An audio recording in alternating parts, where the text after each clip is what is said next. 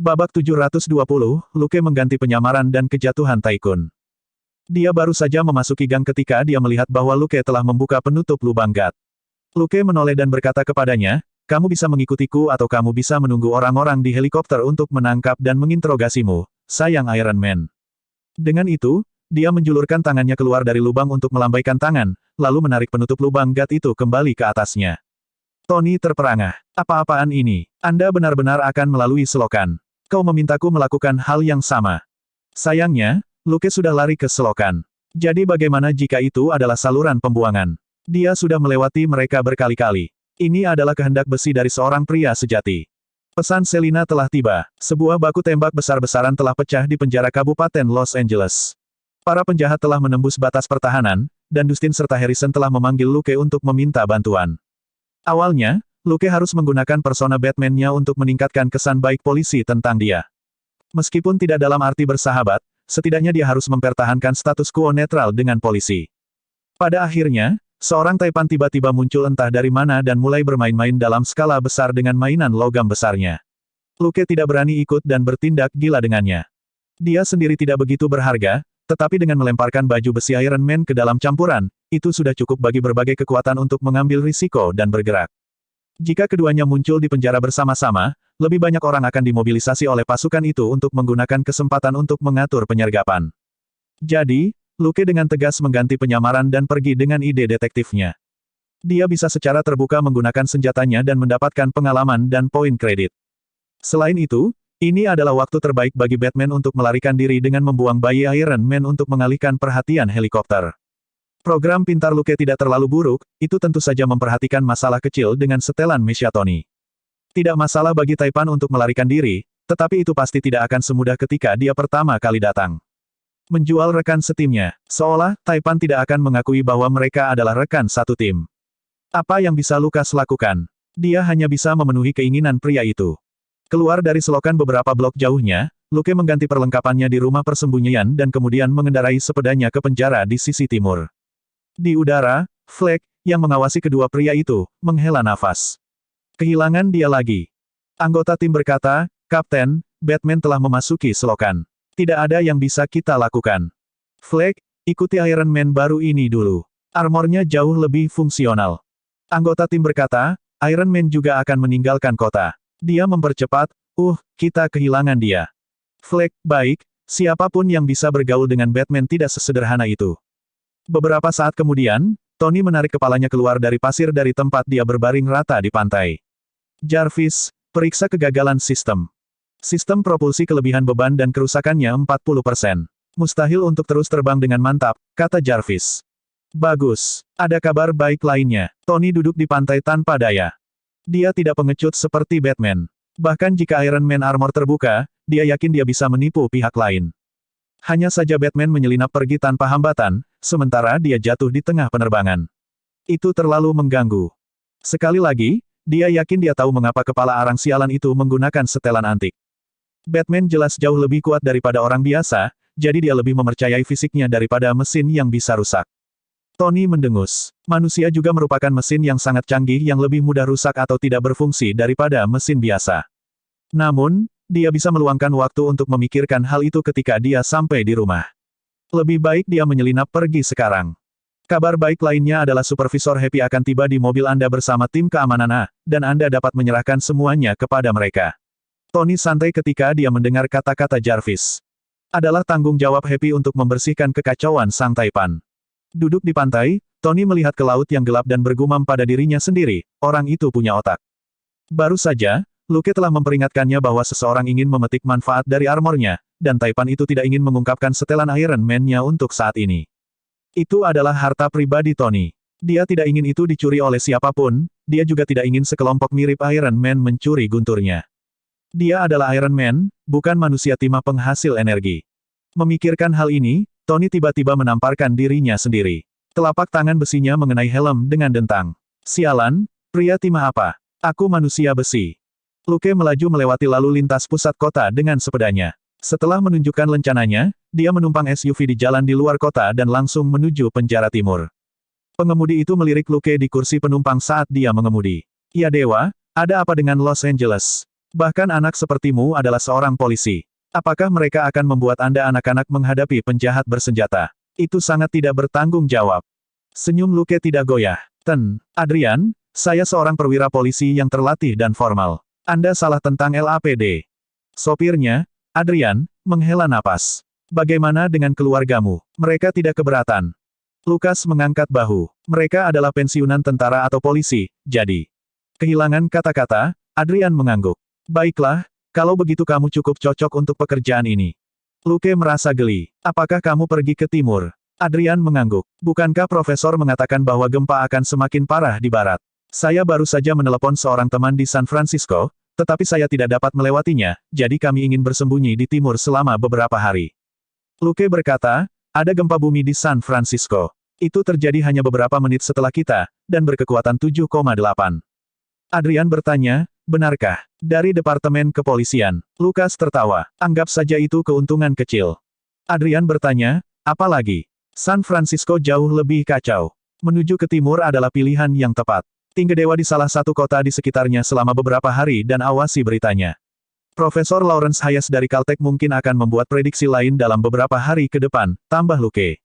Adrian curiga, apakah ini juga manfaat polisi lain? Lukas tidak marah, karena ini menyangkut keselamatan seluruh keluarga pria itu, mempertanyakannya berulang kali bukanlah kejutan. Tidak sulit bagi kami untuk menggali beberapa informasi internal. Saya juga harus mempertimbangkan teman-teman saya di California. Setelah keheningan singkat, Adrian berkata, Luke, bisakah Anda memberi saya nomor Anda? Tidak ada alasan lain, saya hanya ingin mengkonfirmasi soal gempa setelah beberapa hari. Luke mengeluarkan kartu polisi resminya sambil tersenyum dan meletakkannya di dashboard. Jika Anda mengalami masalah dan saya dapat membantu, Anda dapat menghubungi saya, Tuan Adrian. Bab 721, melarikan diri dari mobil dan pelacak lokasi. Panggil saja aku Adrian. Adrian merasa lega. Sebuah suara datang dari kursi belakang. Ayah, siapa kakak laki-laki ini? Luke berbalik dan melambai sambil tersenyum. Hai wanita cantik, panggil aku Lukas. Senang bertemu denganmu, Lukas. Namaku Liz. Seorang gadis berusia 5 tahun menggosok matanya yang mengantuk dan memberinya lambaian besar. Harus dikatakan bahwa dengan senyum Luke dan wajah manisnya, mudah bagi wanita untuk merasa dekat dengannya, berapapun usia mereka. Di kursi belakang, istri Adrian juga tersenyum berterima kasih. Semua orang harus makan, dan tidak mungkin lari dari gempa bumi tanpa batas waktu. Dengan bantuan orang yang berpengetahuan luas, seperti Luke, tidak ada salahnya jika mereka dapat meminimalkan dampak pada kehidupan mereka sebanyak mungkin. Saat mereka mengobrol, mobil mencapai 10 km dari penjara, dan Luke menghentikan Adrian untuk terus maju. Belok dulu ke utara, lalu ke timur. Cobalah untuk menjauh sejauh mungkin dari penjara, kata Luke dengan suara rendah di telinga Adrian. Adriana terkejut. Apa yang salah? Lukas menghela napas. Itu semua karena ketua geng muda yang memberikan hadiah ratusan juta dolar untuk penyelamatannya. Beberapa orang memanfaatkan gempa hari ini untuk mengambil tindakan. Beberapa penjahat mungkin muncul dalam pelarian di sini nanti. Sebaiknya Anda tidak mengambil tumpangan, setidaknya tidak selama periode waktu ini. Petik 2. Adrian kehilangan kata-kata. Melihat kepergian Luke, dia bergumam, terima kasih. Sambil berlari kembali ke mobil, dia memutar kemudi dan menuju utara. Kenapa kita tiba-tiba pergi ke utara? Tanya istrinya penasaran. Adrian, Luke baru saja mengatakan bahwa jalan di depan mungkin akan diblokir oleh polisi. Akan sangat merepotkan untuk melewatinya. Istrinya dengan cepat berkata, kalau begitu mari kita berkeliling. Di sisi lain, Luke mengendarai sepedanya dan segera tiba di penjara. Dia memekik berhenti di sebelah van komando. Luke menjulurkan lehernya dan bertanya, bagaimana kabarnya, Harrison? Harrison segera bergegas keluar dari van komando dan melemparkan headset ke arah Luke. Ayo cepat, orang-orang itu sudah ada di dalam. Mereka sedang mengungsi sekarang. Mereka pasti berhasil. Tunggu, apakah itu, sepeda? Luke berkata, ada lalu lintas, kawan. Harrison menamparkan dahinya. Saya lupa, sebagian besar bala bantuan polisi terjebak di jalan. Luke berkata, jangan mengandalkan mereka. Kota kacau balau dan penjarahan terjadi di mana-mana. Pada saat mereka sampai di sini, itu hanya untuk pembersihan. Dia memasang lubang suara. Harrison berkata, para penjahat sedang mundur ke timur laut. Jika Anda terburu-buru, Anda akan dapat menangkap ujung ekornya. Petik 2. Lukas berkata, mengerti. Aku akan pergi dulu. Ia menaiki sepedanya lagi. Harrison naik kembali ke van. Falcon ada di sini. Perhatian, semua unit. Falcon naik sepeda. Penembak jitu, Jangan pukul orang yang salah. Ada keheningan singkat di radio sebelum seseorang berkata, sepeda. Iya, sepeda. Kalau tidak, apakah dia akan berlari puluhan kilometer di sini? Harrison mengutuk dengan frustrasi dan dengan cepat mengerahkan pasukan polisi. Jumlah penjahat kali ini melebihi harapan semua orang. Ada lebih dari 300 dari mereka. Beberapa dari mereka sangat rumit. Mereka mengenakan rompi anti peluru dan masih bisa bergerak cepat bahkan setelah ditembak. Penjara itu sendiri tidak mudah untuk dibobol. Ada 3 dinding di sekitar zona isolasi dan pagar kawat baja di sekelilingnya. Tapi ada serangkaian ledakan di dalam penjara malam ini yang meledakkan beberapa lokasi kunci, memungkinkan para penjahat untuk masuk ke penjara dan melarikan diri dari pengepungan polisi. Harrison hanya bisa berharap Luke bisa menciptakan keajaiban. Pada saat itu, dia tidak memiliki harapan yang tinggi. Lagi pula, Luke datang agak terlambat. Luke mengendarai sepedanya sepanjang jalan di sekitar penjara ke timur laut. Sekelompok penjahat menahan polisi. Polisi menghadapi serangan mendadak. Para perampok telah membuka lorong baru di penjara dengan bahan peledak, yang membuat polisi lengah. Untuk saat ini, tidak ada cara bagi mereka untuk keluar dan menyediakan cadangan, dan lorong baru telah ditempati oleh musuh. Situasinya menemui jalan buntu. Luke tiba dengan sepedanya dan melemparkannya ke semak-semak di sampingnya. Dia kemudian melangkah ke samping dan menarik pistolnya. Serangkaian tembakan terdengar, dan tembakan di sekitar pembukaan lorong tiba-tiba mereda. Luke menjatuhkan lebih dari 10 penjahat dari samping, dan formasi musuh berantakan. Luke bersembunyi di balik lereng dan memeriksa situasi dengan lensanya. Pada saat yang sama, dia mengaktifkan Sharp Nose untuk melacak aroma Alex Montel. Segera, dia mendeteksi bau hama itu. Benar saja, dia menuju timur laut. Luke tidak terburu-buru mengisi ulang. Mengejar Alex. Tidak perlu untuk itu. Orang ini telah lama berada di daftar hitam Luke, dan sekarang tidak ada yang lebih baik karena dia berani melarikan diri dari perlindungan polisi. Jika dia meninggal di penjara, banyak orang pasti akan menyelidikinya. Tetapi jika dia meninggal saat melarikan diri dari penjara, itu adalah masalah yang berbeda. Jika ada yang ingin menyelidiki, mereka bisa bertanya kepada penjahat yang bersama Alex. Hanya saja menemukan penjahat akan menjadi masalah lain. Memikirkan itu, Luke mengeluarkan drone dan mengendalikannya untuk mendekati mobil yang melarikan diri yang memiliki beberapa penjahat di atasnya. Drone itu terbang ke bagian belakang mobil dan berhenti. Dengan letupan lembut, ia menembakkan pelacak kecil di bagian bawah mobil. Melihat titik kuning di telepon palsunya, Luke mengangguk puas. Dia kemudian mengambil pistolnya dan mengisi ulang sebelum dia berdiri lagi. Pada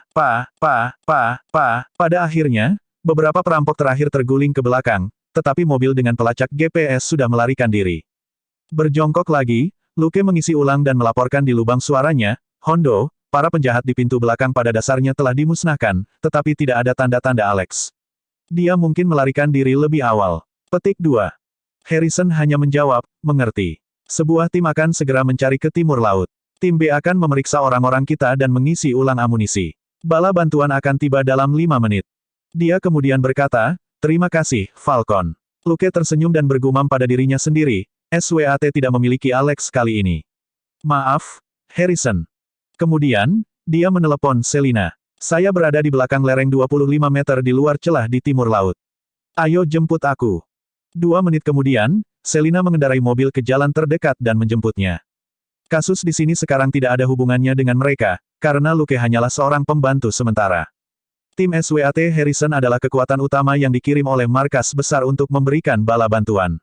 Ini adalah transfer sumber daya antara LAPD Haki dan Big Shots LSPD. Adapun pengejaran, itu menyangkut kewenangan dan kewenangan kepolisian daerah. Departemen kepolisian tidak pernah terlibat, dan akan merepotkan jika Luke dan Selina ikut campur. Bab 722, lihat apa yang kami temukan, seorang letnan. Luke dan Selina kembali ke kota dengan damai. Kota itu berantakan dan mereka membutuhkan lebih banyak tenaga kerja. Itu juga memiliki lebih banyak pengalaman dan poin kredit. Mereka baru saja sampai di pinggiran kota, ketika Luke melihat garis gendut keluar dari sisi jalan, perlengkapannya terjatuh di sekitar tubuhnya yang gemuk. Dia menghentikan mobil dan bergumam, mengapa lemak ini ada di sini? Ketika mereka menurunkan jendela, mereka mendengar teriakan gemuk ke walkie-talkie di bahunya, Instruktur Harry, tolong. Ada puluhan preman mengejar saya. Ah, Instruktur Harry, sampai jumpa. Luke melihat ke arah si gemuk itu berlari. Seorang pria berjalan keluar dari gang tidak jauh dengan ekspresi ragu di wajahnya dan berteriak, tenang. Aku berkata, tenang, dan laporkan situasinya perlahan, Bastard. Itu tidak lain adalah Instruktur Harry. Melihat si gemuk yang melarikan diri, dia mengeluh, apa yang sedang dilakukan Barbara? Bukankah aku sudah menyuruhnya untuk tetap di posnya dan tidak berlarian? Dia bahkan tidak berlari secepat ini selama latihan. Saat dia berbicara, dia mendengar langkah kaki di belakangnya. Instruktur Harry berbalik, hanya untuk melihat kerumunan besar orang. Mereka memegang segala macam barang, termasuk tongkat, kain pel, tiang, penutup tempat sampah, dan sebagainya, dan langsung mengepung instruktur Harry dengan seragamnya. Lihat apa yang kami temukan. Seorang petugas kepolisian. Oh, dan seorang letnan pada saat itu. Perwira yang hebat. Seorang penjahat dengan stoking hitam menutupi wajahnya melangkah maju dan mencengkeram kerah instruktur Harry, mengangkatnya ke udara. Para huligan berteriak dengan penuh semangat, lepaskan dia. Lepaskan dia. Telanjangi dia. Luke dan Selina, WTF. Apa yang salah denganmu? Bukankah seharusnya Anda berteriak padanya untuk dibunuh? Tak berdaya, mereka hanya bisa keluar dari mobil. Meskipun instruktur Harry adalah seorang bootlicker tidak pantas mati, dan mereka semua adalah rekan LAPD. Mereka tidak bisa benar-benar melihatnya dipukuli oleh huligan, atau ditelanjangi. Baiklah, warga yang antusias, tenang. Lihat ke sini dan lihat apa ini. Suara Luke menarik perhatian para huligan. Di lampu depan, dia dan Selina berdiri di sana dengan tubuh sedikit ditekuk dalam postur pemotretan standar, masing-masing memegang M4A1. Itu polisi. Salah satu huligan berteriak. Mereka panik. Jangan panik. Sebuah raungan tiba-tiba menghentikan mereka. Pemimpin para huligan, yang mengenakan stoking sutra hitam menutupi wajahnya, menoleh ke Luke dan menyeringai muram. Kami memiliki seorang letnan bersama kami. Apa yang Anda takutkan? Sekarang, letakkan senjatamu dan berlututlah. Selina melirik Luke. Lukas menghela napas. Maaf, tapi petugas ini adalah instruktur saya ketika saya masih di Akademi Kepolisian. Dia ingin mengusirku hanya karena aku lebih tampan darinya. Jika kamu ingin membunuh Bastard ini, aku hanya bisa membalaskan dendamnya. Para huligan tercengang. WTF. Keputusasaan memenuhi wajah instruktur Harry. Tidak, kamu siapa? Bill, Bart, Joyce, Trick, Michelle. Tidak peduli siswa mana yang saya ajar, percayalah bahwa semua yang saya lakukan adalah untuk kebaikan Anda sendiri. Saya hanya menakut-nakuti Anda ketika saya mengatakan bahwa saya akan mengusir Anda. Para huligan, ini benar-benar ingin mengeluarkan begitu banyak siswa. Tidak heran dia ingin Anda mati dalam tugas. Luke berkata, tidak apa-apa, Letnan. Anda mungkin tidak mati bahkan jika mereka memukul Anda beberapa kali. Jika Anda benar-benar mati, saya dapat menjamin bahwa Anda mati dengan gagah berani dalam pengepungan oleh para preman ini. Sekarang, saya akan menghitung sampai 3. Jika Anda tidak berlutut dan menyerah, Anda akan dibunuh di tempat. 1. 2. Ledakan. Para huligan tiba-tiba berhamburan dan lari ke segala arah. Jelas bahwa pria ini ingin membunuh mereka bersama dengan si brengsek itu dan berbohong bahwa mereka telah membunuh letnan itu. Mereka di sini untuk bersenang-senang dan menghasilkan uang dengan cepat, bukan untuk menyalahkan petugas polisi berhati hitam ini. Hampir seketika, hanya stoking hitam yang dibiarkan berdiri dengan bodoh di tempat kejadian. Tunggu, jangan lari. Bos, menyerah saja. Penjara sudah penuh sekarang. Anda akan keluar dalam beberapa hari paling banyak. Kami akan menunggumu di tempat biasa. Teriak seorang antek sambil berlari. Putus asa, bos melihat dua moncong hitam dan mengambil napas dalam-dalam. Tekad melintas di matanya, dan dia tiba-tiba mengambil tindakan. Berdebar. Saya menyerah. Petugas, saya menyerah. Jangan bunuh aku. Anda bisa membunuh Letnan Bastard ini. Saya dapat bersaksi untuk Anda dan mengatakan bahwa orang-orang yang melarikan diri itulah yang membunuhnya. Sungguh, bos mengangkat tangannya dan berlutut saat dia mengoceh. Selina, Luke berjalan sambil tersenyum. Mengambil borgol dari pinggang instruktur Harry, dia memborgol bosnya. Letnan, Anda bisa memanggil anak buah Anda kembali untuk mengawalnya, katanya kepada instruktur Harry, yang terbaring di tanah dengan keringat dingin. Instruktur Harry bertanya dengan suara gemetar, kamu dari angkatan mana? Siapa namamu? Kenapa aku tidak ingat pernah mengajarimu? Kau tidak pernah mengajariku. Aku hanya berbohong kepada mereka. Jika mereka tidak membiarkanmu pergi, kami akan mundur dan meminta bala bantuan untuk menyelamatkanmu. Bagaimana kita bisa benar-benar menyerang? Lukas tersenyum. Instruktur Harry bertanya, apa? Luke mengangkatnya dan melanjutkan, tapi bala bantuan mungkin akan memakan waktu berjam-jam untuk tiba. Pada saat itu, kami tidak akan dapat memastikan bahwa Anda masih hidup. Kami hanya bisa mengambil risiko dan menguji mereka, tetapi mereka benar-benar melarikan diri. Instruktur Harry, bos itu terdiam. Selina, aku tahu itu. Pada saat itu, sebuah mobil polisi melaju dan berhenti di ujung jalan. Seorang lelaki tua berambut perak menjulurkan kepalanya dari kursi pengemudi, seolah mengamati situasi di sekitarnya. Instruktur Harry menyipitkan matanya dan sangat gembira. Ini kepala sekolah Lasat. Dia pasti membawa bala bantuan. Luke dan Selina saling memandang dan tidak mengatakan apa-apa. Mereka hanya mundur di belakang mobil. Seolah-olah, drone di atas kepala mereka menunjukkan bahwa hanya ada 30 petugas dan mahasiswa di sekitar mereka, dan hanya 5 hingga 6 mobil polisi. Sekelompok besar preman menuju ke arah mereka. Mungkin saja para preman yang melarikan diri sebelumnya telah meminta bantuan. Namun, para penjahat itu masih berada di pinggir jalan, dan instruktur Harry terlalu teralihkan untuk memperhatikan mereka. Instruktur Harry merasa lebih aman mengandalkan atasan lamanya. Dia sama sekali tidak mempercayai kedua rekan ini. Dia hampir kehilangan nyawanya sekarang karena lelucon acak anak muda ini. Dia tersandung menuju mobil kepala sekolah Lasat. Bab 723, lihat apa lagi yang kami temukan. Instruktur Harry belum pergi jauh, tetapi beberapa pria berseragam lebih cepat. Mereka berlari keluar dari sisi jalan, berbelok di tikungan, dan berlari beberapa meter terakhir ke mobil polisi. Mereka membuka pintu dan merangkak masuk. Instruktur Harry berhenti dan berteriak, "Mahani, George, Rafael, apa yang kamu lakukan?" "Instruktur, masuk," kata George Martin. Di sisi lain, Mahani berkata, "Kepala sekolah, kita harus mundur. Kami tidak bisa bertahan lagi." Kepala sekolah Lasat bingung. Apa yang salah? "Mahani, kepala sekolah, lihat ke kaca spion." Kepala sekolah melihat ke kaca spion dan melihat kerumunan besar muncul dari sekitar sudut. Astaga, orang tua Lasat tiba-tiba menjadi sangat lincah, dan tangannya bergerak cepat.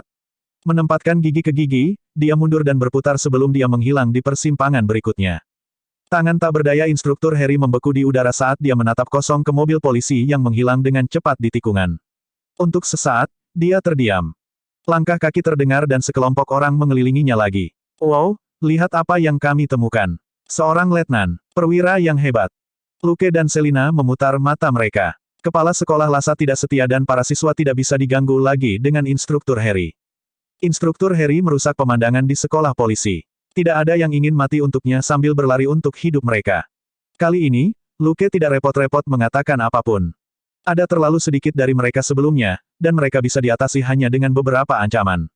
Sekarang, setidaknya ada 100 preman, yang mungkin tidak terintimidasi oleh senapan. "Ayo pergi. Saya akan menggunakan granat gas air mata, dan Anda bisa menembakkan 2 granat kejut di antaranya," katanya kepada Selina.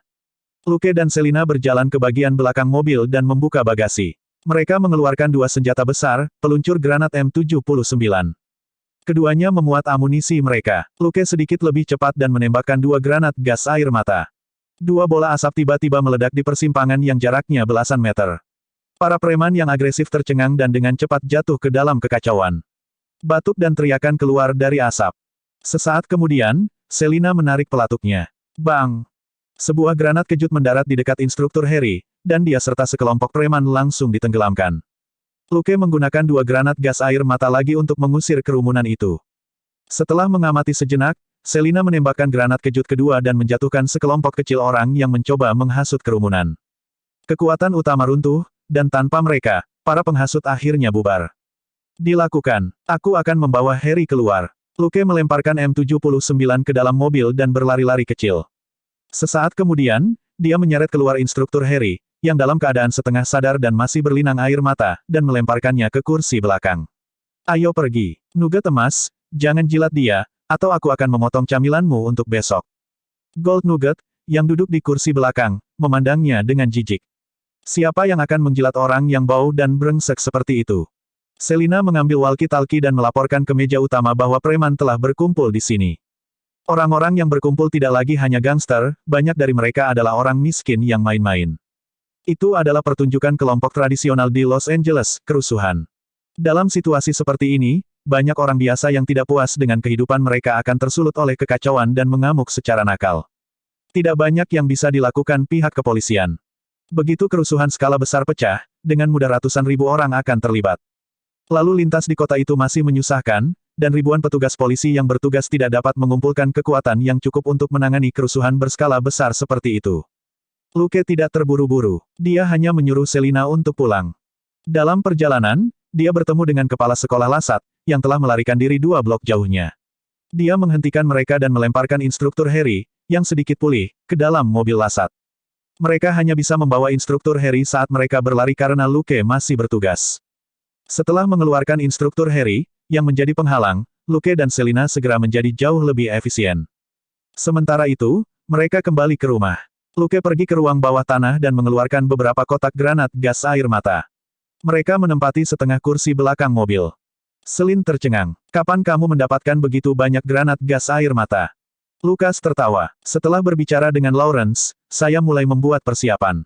Selina menggelengkan kepalanya dan menghela nafas. Saya perlu memberitahu Departemen Kepolisian untuk ingat memakai masker gas. Anda akan mencuci semua jalan utama Los Angeles dengan ini. Petik 2. Lukas menyangkalnya. Kamu melebih-lebihkan. Melihat penghinaan di mata wanita dan anjing itu, Luke terbatuk dan berkata, itu hanya cukup untuk membersihkan dua area paling kacau di Tenggara sekali atau dua kali. Selin tertawa. Benar, itu hanya 2/5 dari Los Angeles, tidak berlebihan sama sekali. Setelah itu, Selina memberikan intelijen melalui drone, dan Luke mengemudi di sekitar distrik Tenggara. Dia tidak turun dari mobil ketika dia bertemu dengan sekelompok preman. Dia hanya menembakkan beberapa granat gas air mata melalui jendela yang terbuka untuk memecah situasi.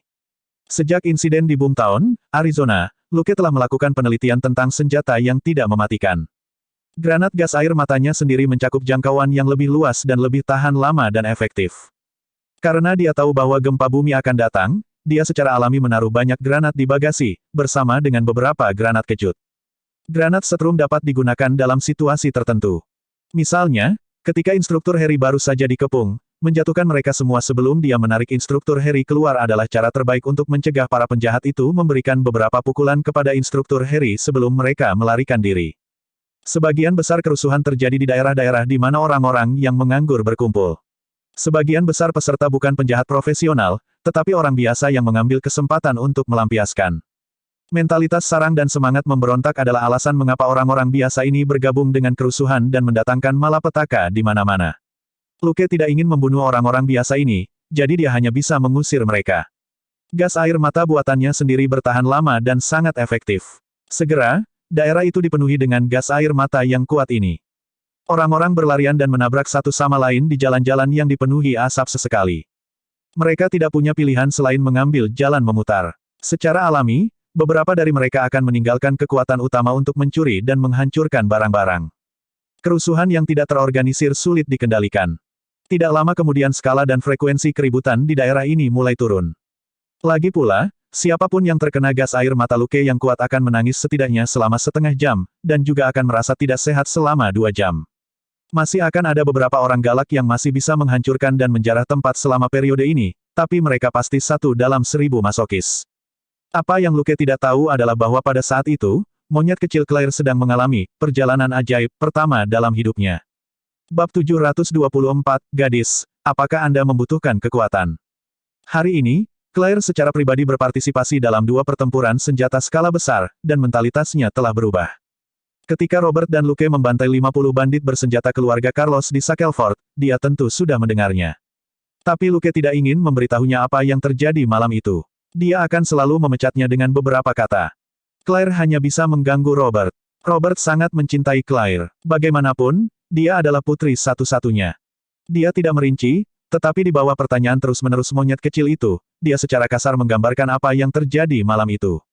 Sejak itu, Claire mengerti bahwa bahkan di kota yang damai seperti Shackleford, menjadi seorang polisi adalah pekerjaan yang berbahaya. Dengan 2 baku tembak hari ini, apa yang hanya pernah dia dengar berubah menjadi sesuatu yang dia lihat dengan matanya sendiri. Satu-satunya perbedaan adalah bahwa orang-orang yang menyelamatkannya bukanlah pasangan yang baik seperti di film atau di TV, tetapi 2 pahlawan super. Mereka melawan perampok bersenjata seperti anak-anak melawan boneka. Itu sangat keren, tetapi situasinya jauh lebih tidak berbahaya daripada yang dikatakan Robert padanya. Claire mengenakan rompi anti peluru khusus Luke, yang bahkan memberinya ilusi bahwa selain dari kemampuan mereka untuk terbang, satu-satunya perbedaan antara dia dan mereka mungkin adalah helmnya. Mengingat kekacauan itu, Claire pasti menghadapi bahaya. Ketika mereka melihat bahwa sekelompok hooligan telah menangkap seorang wanita muda yang kebingungan dan mencoba untuk menyeretnya pergi, Claire dan Karen bergegas mendekat tanpa ragu-ragu. Ketika mereka mengangkat senjata dan meneriakkan, LAPD, 7 atau 8 senjata yang muncul adalah peringatan bagi mereka bahwa Los Angeles pada malam hari tidak sama. Saat ini, Los Angeles adalah kandang para penjahat dan preman. Claire, yang berdiri di depan, bereaksi dengan cepat. Dia segera meraih Karen dan merunduk di balik tong sampah di samping dinding.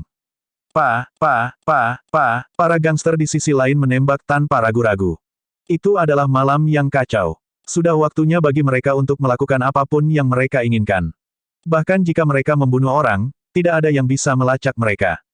Fakta bahwa hanya ada 2 petugas polisi di sisi lain membuat mereka semakin berani. Sambil meringkuk di sudut, Karen tidak bisa menahan diri untuk tidak berteriak ketika mendengar suara tong sampah berderak. Apakah kita akan dibunuh? Saya tidak ingin menjadi cacat. Claire memutar matanya. Mereka memiliki sandera. Kita tidak bisa menembak secara acak. Juga, jika kamu terbunuh dan wajahmu tidak rusak, apakah kamu yakin mereka tidak akan melakukan sesuatu yang lebih menjijikkan? Karen bergidik. Tetapi aku tidak ingin mati, dan aku tidak ingin cacat. Kalau begitu diam dan meringkuklah pada dirimu sendiri agar kamu tidak terkena peluru nyasar. Saat monyet berbicara, dia dengan cekatan menjulurkan cermin untuk melihatnya. Masalahnya sekarang bukan tentang menyelamatkan sandera, tetapi mereka tidak melarikan diri dan mendekati kita. Pistol Karen bergetar. Lalu, apa yang harus kita lakukan? Sisi lain memiliki lebih banyak senjata dan sandera. Hal-hal tidak terlihat baik bagi mereka. Claire menjulurkan pistolnya dan mengingat poin-poin penting dari pemotretan cermin yang telah dijelaskan Luke padanya. Setelah perhitungan singkat, dia menarik pelatuknya. Dia harus dengan tegas menghentikan mereka untuk mendekat, atau mereka akan hancur. 2 tembakan pertama adalah untuk menguji lintasan peluru, dan 3 tembakan terakhir adalah nyata. Seorang penjahat menjerit dan jatuh, memegangi selangkangannya. Para penjahat berteriak, anjing hitam dipukul. Sial, burungnya hilang. Bunuh kedua itu. Melihat para penjahat yang mendekatinya melalui cermin, Claire tidak panik. Sebaliknya, dia sangat tenang. Ditembak 3 kali di dada, penjahat kedua jatuh. Para penjahat terkejut. Apa jenis keahlian menembak itu? 2 orang dipukul setelah 2 putaran. Apakah mereka bertemu dengan musuh yang tangguh? Bos, gunakan ini, teriak salah satu penjahat. Claire mengutuk dalam hati ketika dia melihat apa yang diambil pihak lain. 2 penjahat di belakang mereka membawa senapan AK. Tempat sampah logam hanya bisa memblokir peluru dari pistol biasa, tetapi tidak akan mampu menghentikan peluru senapan dengan daya tembus yang kuat. Meskipun keduanya mengenakan rompi anti peluru, kepala Claire tidak anti peluru, dan rompi anti peluru Karen hanya menutupi bagian vitalnya.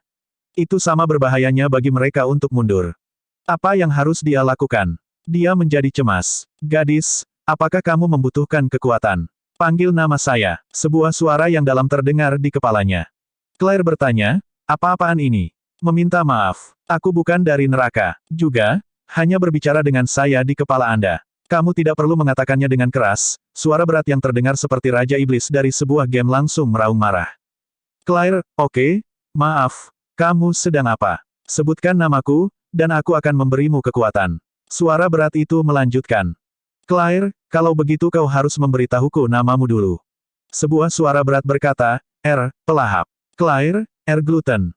Bodoh, itu bukan atas namaku. Suara itu terdengar putus asa. Claire hanya bisa mengutuk. WTF. Meminta maaf. Jangan berani-beraninya mengutukku. Suara yang dalam itu tidak senang lagi. Maaf, tapi bisakah kamu cepat? Bukankah aku sudah memanggil namamu? Claire meraung dalam hati. Kamu tidak mengatakannya dengan benar. Katakan lagi. Ulangi setelah saya, gluten. Suara yang dalam itu sangat gigih. Dada Claire sakit karena marah, tapi dia hanya bisa melafalkan, gluten. Kamu sudah memiliki kekuatanku. Berjuang, gadis yang dipilih oleh takdir. Kata suara yang dalam. Claire tercengang. Tunggu, kekuatan macam apa itu? Kenapa aku tidak merasakan apa-apa? Stu, gadis, santai dan jangan melawan, suara berat itu memarahi. Claire tiba-tiba merasakan tangannya mengangkat senjatanya. Dia berseru dan mencoba mengendalikannya. Idio, gadis, itu kekuatanku. Jangan melawannya. Suara berat itu hampir mengutuk lagi, tapi seperti sebelumnya, dia tidak berani. Pikiran Claire berputar, tapi pada akhirnya, dia tetap memilih untuk menurut. Lagi pula, dia tidak memiliki solusi yang baik saat ini, dan sudah terlambat untuk memanggil Luke. Di bawah tatapannya, tangan kanannya mengulurkan pistol dengan mulus. Tanpa mengeluarkan suara, 5 penjahat jatuh ke tanah dengan kepala tertembak dan tewas di tempat. Gadis, kamu bisa pergi dan membersihkan medan perang sekarang, kata suara yang dalam.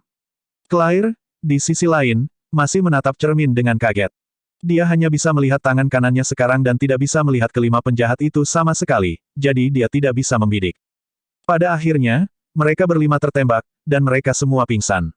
Beberapa detik kemudian, dia kembali ke dirinya sendiri dan menunjuk Karen dalam bahasa isyarat taktis. Keduanya saling menutupi dan perlahan mendekati tubuh para penjahat. Bab 725, masing-masing dengan pikiran dan keuntungan mereka sendiri. Yang paling dipercayai Claire adalah pelatihan keselamatan Luke. Terbawa sebelum Anda mengkonfirmasi kemenangan Anda bisa membuat Anda terbunuh. Bahkan jika dia memiliki gluten yang aneh itu. Meminta maaf. Saya tidak aneh. Juga, bukankah aku sudah memberitahumu untuk tidak memanggilku dengan nama asliku? Itu mantra, mengerti. Suara rendah itu terdengar lagi, dan kali ini, ia berbicara lebih cepat. Permintaan maaf Claire bahkan lebih cepat. Maaf, geluh, kamu. Saat dia berkomunikasi dengan keberadaan misterius ini, dia memeriksa para penjahat sebelum dia akhirnya santai. Satu-satunya yang selamat adalah pria sial yang burungnya sudah terbang, tetapi dia pingsan karena kesakitan dan kehilangan darah. Penjahat lainnya, termasuk yang dia tembak di dada, semuanya mati. Ya dewa, kamu melakukan ini. Karen bergumam. Claire memasang wajah panjang. Apakah Anda percaya jika saya mengatakan bahwa itu bukan saya, tetapi sesuatu yang lain? Aku bukan yang lain. Meminta maaf. Suara yang dalam itu meraung frustrasi. Maaf. Claire meminta maaf dengan cepat. Dia juga memikirkan hal lain, jika saya tidak bisa memanggil Anda dengan nama itu, apa yang harus saya panggil? Selama kamu ingin berbicara denganku, aku bisa merasakannya. Anda tidak perlu secara khusus memanggil saya. Dengan itu, suara yang dalam itu terdiam. Claire masih ingin berbicara dengan suara berat itu. Karen, yang telah menyelesaikan pemeriksaan, tiba-tiba berbalik dan mengecup pipinya.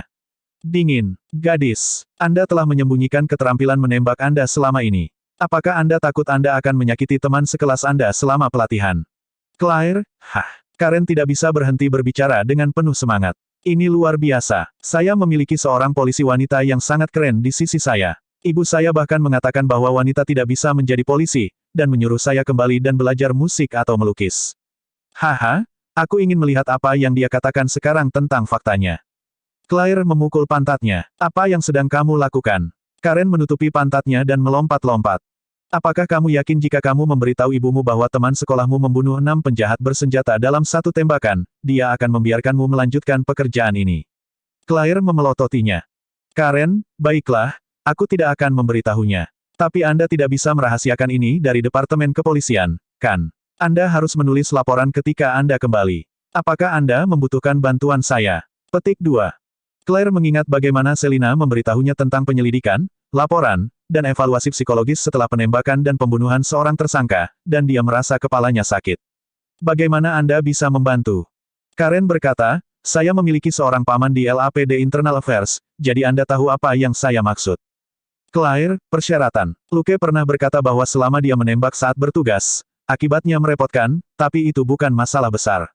Dia tidak berpikir bahwa Karen akan membantunya secara gratis. Meskipun mereka dekat, itu tidak berarti membuang-buang sumber daya padanya. Pertama, mulai sekarang, kamu adalah pelatih menembak pribadiku, dan pelatih tempur, kata Karen bersemangat. Claire mencibir. Dalam mimpimu, saya hanya akan menjadi konsultan Anda selama 2 jam sebulan. Ambil atau tinggalkan. Karin, kesepakatan. Tertegun sejenak, Claire akhirnya mengerti. Lagi pula, kamu sudah siap selama 2 jam. Karen tersenyum tanpa menjawab. Kedua, aku mengejar saudaramu. Anda harus membantu saya. Petik 2. Claire menolak dengan tegas. Tidak mungkin. Melihat wajah Karen, dia menambahkan, saya tidak akan membuat masalah, tetapi jika Anda ingin mengejarnya, lakukan sendiri. Aku tidak punya waktu untuk memainkan permainan kekanak-kanakan ini denganmu. Karen berpikir sejenak sebelum dia mengangguk. Sepakat. Dia tahu bahwa sementara Claire tampak ceria dan murah hati, dia memiliki garis bawah yang ketat. Siapapun yang mencoba memaksanya hanya akan melambung lebih keras. Prinsip keluarga Karen adalah mendapatkan sebanyak mungkin manfaat terbaik. Berhenti saat dia berada di depan juga merupakan ajaran keluarga. Claire, di sisi lain, bergumam pada dirinya sendiri, aku akan gila jika membantumu mengejar Luke. Jika Anda ditolak, Anda hanya bisa mengeluh dengan marah kepada saya. Dia juga tahu bahwa Luke memiliki sedikit kesabaran untuk orang lain selain keluarganya. Namun, sifat dinginnya biasanya disembunyikan oleh penampilan dan perilakunya yang lembut. Tentu saja dia tidak akan setuju dengan kondisi kentang panas seperti itu. Setelah kedua sahabat itu mencapai kesepakatan, mereka memberitahu petugas patroli untuk membersihkan kekacauan itu. Luke tidak tahu bahwa beberapa kepala anjing yang tidak dapat diandalkan akhirnya melakukan sesuatu yang sama sekali tidak dapat diandalkan. Dia dan Selina sibuk mengejar preman keliling kota. Malam itu, dia mendapatkan banyak pengalaman dan poin kredit dari melemparkan lebih dari 1000 granat gas air mata. Dengan granat gas air matanya, massa dengan cepat berubah dari geng yang terdiri dari ratusan orang menjadi geng kecil yang terdiri dari 10 hingga 20 orang, dan kemudian menjadi kelompok yang terdiri dari 3 hingga 5 orang. Saat dia memecah pembuat onar ini, pengalaman dan poin kreditnya berubah dari sekitar 100 menjadi antara 30 dan 50 poin. Pada akhirnya, mereka bahkan tidak bernilai 10 poin. Namun, itu tidak menghentikannya untuk bekerja keras sepanjang malam. Dia mendapatkan lebih dari 5.000 pengalaman dan poin kredit dari mencatat benih kecil ini. Dia juga telah mendapatkan lebih dari 2.000 pengalaman dan poin kredit dari menyelamatkan beberapa orang dan memukuli orang lain dengan bayi Iron Man di awal. Pengalamannya dalam sistem juga meningkat menjadi 55.730 per 90.000. Poin kredit, 44.230. Lukas merasa puas. Setelah dia melakukan 2 putaran di distrik Tenggara, kekacauan akibat gempa akhirnya berlalu. Saat matahari terbit, kerusuhan berangsur-angsur mereda. Claire sudah tertidur ketika Luke kembali ke rumah. Dia menelepon pukul 7 pagi untuk memberitahu Luke dan Selina bahwa dia sudah kembali ke rumah dan makan, jadi mereka tidak perlu mengkhawatirkannya. Setelah mandi sebentar, mereka memanaskan sandwich yang telah mereka siapkan sebelumnya dan sarapan. Selina langsung pergi tidur. Luke, di sisi lain, duduk dengan tenang di ruang tamu dan membaca berita di tabletnya. Seperti yang diharapkan, berita di Los Angeles telah meledak sekali lagi. TV penuh dengan berita tentang berbagai gempa bumi, termasuk yang terjadi di San Francisco, yang jauh lebih buruk. Mereka mungkin ingin orang-orang merasa sedikit lebih baik, setidaknya, Los Angeles bukanlah yang terburuk dari gempa kali ini. Berkat peringatan dini Profesor Lawrence Hayes, jumlah korban dari gempa California ini tidak sebanyak yang mereka harapkan. Hanya 37 orang tewas di Los Angeles dalam gempa bumi, dan 76 di San Francisco. Tentu saja, hanya jumlah kematian yang kecil. Terlalu banyak orang yang terluka, dan sangat sulit untuk memperkirakan jumlah yang diperkirakan. Juga, ada kerusuhan besar di Los Angeles dan San Francisco tadi malam. Pada pagi hari, pada dasarnya telah dipastikan bahwa kerusuhan di Los Angeles tidak akan terus berkembang, dan sebaliknya perlahan-lahan mereda. San Francisco, bagaimanapun, tidak begitu beruntung. Kerusuhan di sana berlanjut bahkan pada siang hari, dan banyak orang miskin dari daerah sekitarnya menyerbu ke kota untuk mendapatkan uang dengan cepat. Tentu, itu adalah sakit kepala yang sangat besar bagi Departemen Kepolisian di sana.